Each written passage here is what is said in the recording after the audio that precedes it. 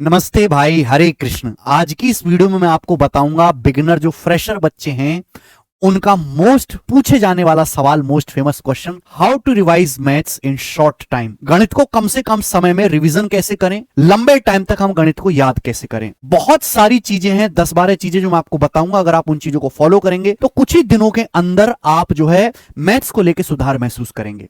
सबसे पहले रिवीजन उसी चीज का किया जा सकता है जो आपने ढंग से पढ़ी हो। अगर आपने कोई चीज ढंग से ही नहीं पढ़ी है तो फिर उसका रिवीजन क्या करेंगे।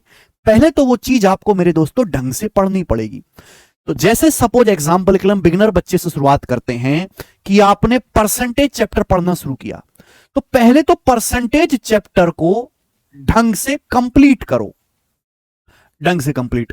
अब देखिए, आज के हिसाब से केवल आप कंसेप्ट करके या फॉर्मूला रट के या शॉर्ट ट्रिक रट के ये नहीं कह सकते कि मैंने परसेंटेज अच्छे से पढ़ लिया। ढंग से कंप्लीट करने का ये मतलब है कि जितने भी टाइप होते हैं परसेंटेज के, है ना, परसेंटेज की डेफिनेशन वाले सवाल, ए गुणा बी कांस्टेंट वाले सवाल, मेंसुरेशन वाले सवाल, आय खर्चा बचत वाले सवाल, डेविएशन है, सक्सेसिव परसेंटेज, क्रमागत प्रतिशत परिवर्तन वाले सवाल, इलेक्शन वाले सवाल, है ना, कमीशन वाले सवाल। जब आप इन सारे टाइप्स को, जब इन सब टाइप्स को पढ़ोगे एक ऑर्डर में, और हर टाइप के जब आप कम से कम 10-10, 15-15 सवाल प्रैक्टिस करोगे क्लास में टीचर के साथ, मैं तो अपनी क्लास में ऐसी करवाता हूं, तब जाके मीनिंग होता है कि हां आपने कोई चैप्टर ढंग से पढ़ा। तो सबसे पहले तो आपको एक चैप्टर ढंग से पढ़ना है। अब समस्या यह है कि जैसे आपकी 1 घंटे की या 1.5 घंटे की क्लास हुई, आप अगर क्लास लाइव लेते हैं तो लाइव लीजिए, रिकमेंड करूंगा कि क्लास रिकॉर्डेड लें। Recorded class teacher live class में हमेशा स्लो होता है, 1.5x या 2x की स्पीड में आप उसको वीडियो को देखें। आपको करना क्या है कि आपने लाइव क्लास देखी या आपने रिकॉर्डेड क्लास देखी, पूरी क्लास को देखने के बाद 1 से 1.5 घंटे की आपकी क्लास है, आपने उस क्लास का हर क्लास के बाद, मैथ की मैं बात कर रहा हूं, केवल 10 मिनट आपने रिवीजन कर लिया। 10 मिनट से ज्यादा नहीं, 5 से 10 मिनट आपने इस क्लास का रिवीजन कर लिया। क्लास में जितने भी कॉन्सेप्ट बताए जाते हैं, जितने भी फॉर्मूला बताए जाते हैं, उसका आपको नोट्स बनाना है खुद से।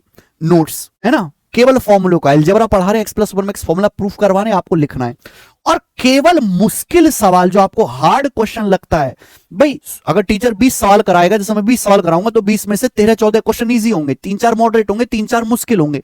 तो केवल आपको जो नोटबुक में जो नोट करना है वो केवल मुश्किल क्वेश्चन ही नोट करना है। सारी चीज को एक्चुअल में रिवाइज करने की जरूरत होती भी नहीं है।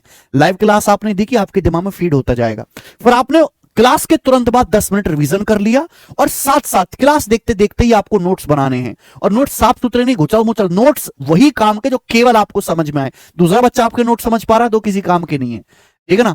फास्ट फास्ट नोट्स बनाने की, क्लास करते करते ही नोट्स बनाए। बच्चे करते हैं कि पहले लाइव क्लास देखेंगे, फिर उसके बाद आधा घंटा नोट्स बनाएंगे बैठ के, उसका कोई फायदा नहीं। क्लास पढ़ते पढ़ते ही नोट्स बन जाने चाहिए, और एक क्लास में जितने भी 3-4 ही मुश्किल सवाल हो पाते हैं जो अच्छे लेवल के होते हैं, केवल उन्हीं का नोट्स बनाएं।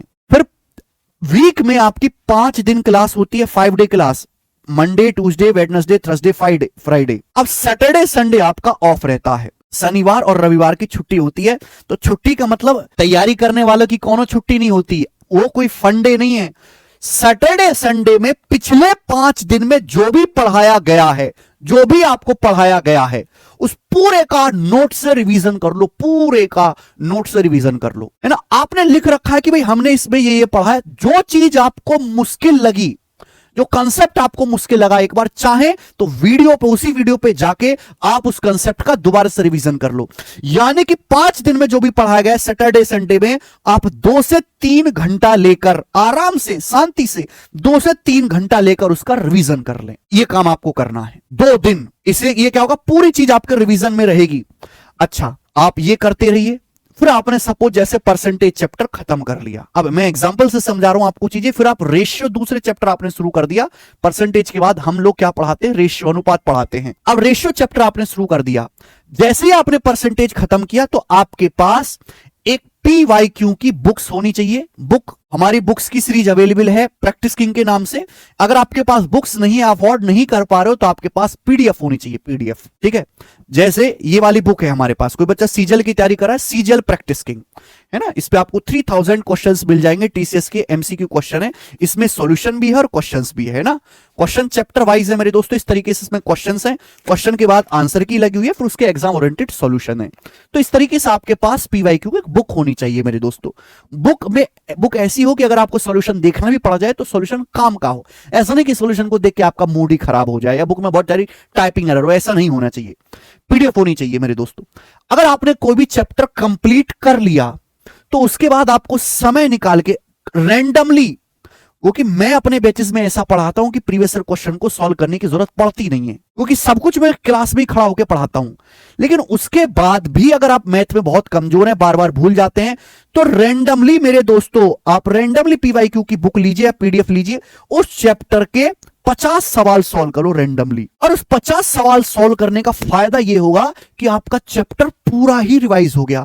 किसी सवाल में आप अटक गए तो टाइप आप अपने नोट्स में ढूंढो, वो जाके वीडियो में दोबारा से देखो। ये काम आपको हर चैप्टर खत्म करने के बाद करना है, हर चैप्टर खत्म करने के बाद। ठीक है, आपने रेशियो खत्म किया, फिर आपके पास ये बुक है कोई सीजीएल की, सीजीएल की प्रीवियस ईयर की बुक है, फिर रैंडमली उसमें से आपने क्वेश्चन चूज किए कि भैया ये लो 37वां क्वेश्चन मुझे अच्छा लग रहा है, मैं इस क्वेश्चन को सॉल्व करता हूं। और इस तरीके से आपने एटलीस्ट 50 से 60 क्वेश्चन आपने प्रैक्टिस किए, पूरा रिवाइज हो जाएगा। ये काम आपको हर चैप्टर में करना है, यानी कि आपका वीकली रिवीजन भी चलेगा, चैप्टर होने के बाद भी रिवीजन चलेगा, और आपका हर क्लास खत्म होने के बाद डेली रिवीजन भी चलेगा। अब प्रॉब्लम ये आती है मेरे दोस्तों कि बच्चा यहां से पढ़ना शुरू करता है, बच्चा ये पढ़ना शुरू करता है, आगे पढ़ता जा रहा है, पीछे का भूलता जा रहा है। मैं हमेशा कहता हूं आगे के पढ़ने से कहीं ज्यादा जरूरी है पीछे का रिवीजन करना, और रिवीजन तीनों बेसिस पे करना है, चैप्टर के एंड में भी, डेली भी और वीकली भी। रिवीजन करने का सबसे अच्छा तरीका है मेरे प्यारे भाई, मैं आपको बताता हूं। जैसे मैंने तो बेस्ट बना रखा है, हमारा चैनल है maths wonder in seconds, 10 lakh student इस पे कनेक्ट हैं। आप इस चैनल को सब्सक्राइब कर लो सारे बच्चे। मैं कोई चैनल का प्रमोशन नहीं कर रहा, मैं आपको काम के फायदे की बात बता रहा हूं। अब जैसे मेरे दोस्तों मैंने इसमें ये सवाल कराया है कि x प्लस 1/x 9 है, तो x की पावर 4 प्लस 1/x की पावर 4 क्या होगा। अगर आप देखें एक्चुअली में तो आपके सामने सवाल है, पहले मैंने इस सवाल का फॉर्मूला लिखा है और फिर उसके बाद उसका सॉल्यूशन करवाया। देखना, कंसेप्ट लिखा मैंने, कंसेप्ट दिख रहा है आपको यहाँ पे, x प्लस 1x के x square plus 1x square, concept मैंने दिखा दिया आपको। उसके बाद जो है मैंने सवाल सॉल्व करा दिया, और एक क्वेश्चन अगर आप यहां पे देखें तो मैंने आपको होमवर्क दे दिया है ना, एक क्वेश्चन मैंने आपको होमवर्क दे दिया, तो आपने कंसेप्ट रिवाइज कर लिया, एक सवाल आपने आंखों से देख लिया और एक आपको घर पे करने को मिल गया। और ऐसे में डेली 3 शॉर्ट्स अपलोड करता हूं, एक मॉर्निंग में, एक दोपहर में, एक शाम को। अगर आप डेली ये शॉर्ट्स देखते रहोगे, दिन में 3, तो आप समझो कि आपको डेली के डेली 3 नए टाइप का जो है रिवीजन हो गया, डेली के डेली। यानी कि आप हर चीज से टच में रहोगे। रिवीजन करने का मतलब है मैथ से लगातार टच में बने रहना, खाते पीते सोते जागते नहाते धोते मैथ से टच में रहे। तो ये मेरे दोस्तों सबसे आपके लिए फायदेमंद रहेगा maths wonder in second YouTube channel. ठीक है, डेली 3 जो है आपके इसमें रिवीजन हो जाएंगे। इसके बाद अगली चीज आती है क्विज। देखो बहुत सारी वेबसाइट भी हैं, बहुत सारी एप्स भी हैं। हमारी कैरविल की जो ऐप है वो भी मेरे दोस्तों क्विज कंडक्ट कराती है। उसमें चैप्टर वाइज जो क्विज है वो क्विज को जरूर सॉल्व किया करो। अगर आपके पास फ्री टाइम है, फ्री टाइम है तो आपने ऐप खोल लिया, वेबसाइट ओपन कर ली, उसमें क्विज है, परसेंटेज का क्विज है, सपोज अलजेब्रा का क्विज है 10 सवाल का, आपने वो क्विज सॉल्व किया। लेकिन अगर बिगिनर बच्चे हैं तो हमेशा पीवाईक्यू क्वेश्चन का ही क्विज सॉल्व करें, आप पीवाईक्यू का ही करें स्टार्टिंग में। अगर आप बिगिनर बच्चे हैं, ध्यान सुनिएगा, अगर आपने 50% से ज्यादा सिलेबस खत्म कर लिया है, इंग्लिश का, मैथ का, रीजनिंग का, जीएस का साथ साथ ही तैयारी करते हैं, तो 50% से ज्यादा सिलेबस खत्म होने के बाद भी आप मॉक लगाना शुरू कर दें, मॉक्स लगाना शुरू कर दें 50% आधा सिलेबस होने के बाद ही। और मॉक्स स्टार्टिंग में आपको प्रीवियस ईयर के लगाने। ये मॉक्स जो है आप 3 दिन में एक बार, हर 3 दिन में एक मॉक लगाएं। प्री का एक मॉक 1 घंटे का होता है, आप हर 3 दिन में एक मॉक लगाएंगे, सारे ही सब्जेक्ट रिवाइज हो जाएंगे। मॉक लगाने के बाद आपको उसकी एक सेपरेट कॉपी बनानी है और इस मॉक की जो है आपको एनालिसिस भी करनी है। 100 के 100 सवाल की एनालिसिस करनी है कि आपने कितने सवाल सही किए, और जो सवाल सही भी किए हैं वो कहीं आपने उनमें सवाल में ज्यादा टाइम तो नहीं लगाया जो एक्चुअल में आपको लगाना चाहिए था। अगर कोई सवाल आपसे बार बार गलत हो रहा है, जैसे रेस का क्वेश्चन आपसे मॉक्स में 2-3 मॉक्स में लगातार गलत हो गया, तो आपको पता चल जाएगा कि मेरा रेस कमजोर है, मुझे रेस चैप्टर दोबारा से पढ़ना है। फिर आप यूट्यूब पे सर्च करो, आप यूट्यूब पे हमने जैसे रेस पढ़ा रखा है, मैंने वीडियो बना रखी है, आप उस वीडियो को देख लो। आपका सर्कुलर ट्रैक में परेशानी है, आप यूट्यूब पे सर्च करो या आपने बैच ले रखा है, बैच की क्लासेस से जाके पढ़ो। तो जो क्वेश्चन बार बार मॉक में गड़बड़ हो रहा है वो आपको वहां से पता लगता रहेगा। जो सवाल आपने गलत कर दिया इसका मतलब आप उसमें कमजोर, उसका अलग से सेपरेट नोट्स बना लो।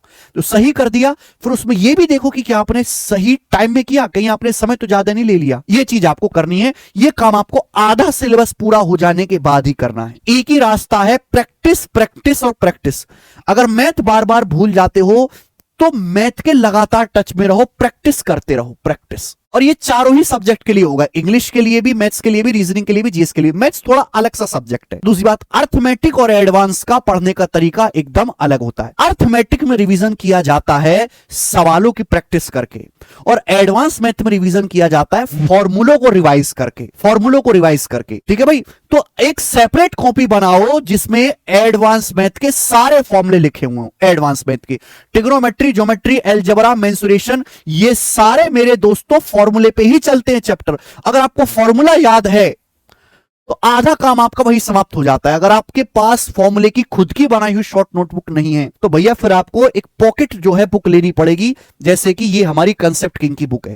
ये कंसेप्ट किंग की बुक है जिसमें राइट एंगल ट्राइंगल है। राइट एंगल ट्राइंगल क्या होता है, ठीक है, उसकी थ्योरी क्या है, चित्र के साथ इनरेडियस क्या होती है ना, रिलेशन क्या है मेरे दोस्तों, centroid, circumcentre, perpendicular, hypotenuse, base, Pythagoras क्या है, ट्रिपलेट क्या होते हैं राइट एंगल में, ट्रिपलेट कहां से आया, राइट एंगल के जितने भी फॉर्मूले सिमिलरिटी से प्रूफ होते हैं, ये सारे फॉर्मूले एडवांस मैथ के पहले फॉर्मूला लिखा हुआ है, फिर उनका प्रूफ लिखा हुआ है, और फिर प्रूफ के बाद यहां नीचे एक एग्जांपल लिखा हुआ है। पहले फॉर्मूला कंसेप्ट लिखा हुआ है इंग्लिश में, हिंदी में, फिर उसका प्रूफ लिखा हुआ है जहां जरूरत है, और फिर उस पर एक एग्जांपल लिखा हुआ है। तो ऐसे नोट्स अगर आप खुद से बनाते हो तो बहुत ठीक है। अगर आप नहीं बना पाते हो दोस्तों, फिर आपको जो है ये बुक ऑनलाइन ऑर्डर करके जो है मैथ्स कॉन्सेप्ट किंग की जो अपडेटेड एडिशन है ये मंगाना पड़ेगा। और इस बुक से जो है आप कहीं रिक्शा में जा रहे हो, किसी रिश्तेदार से मिलने जा रहे हो, गर्लफ्रेंड से बतिया रहे हो, तो भैया सामने किताब खोल कर रखो, हूं करते रहो और आपका रिवीजन चलता रहेगा। ठीक है, अर्थमेटिक में ज्यादा से ज्यादा सवाल लगाएं और एडवांस में ज्यादा से ज्यादा फॉर्मूलों का रिवीजन करें। ये चीजें अगर आप 1.5-2 महीने तक करेंगे तो आपको अपने अंदर जरूर सुधार जो है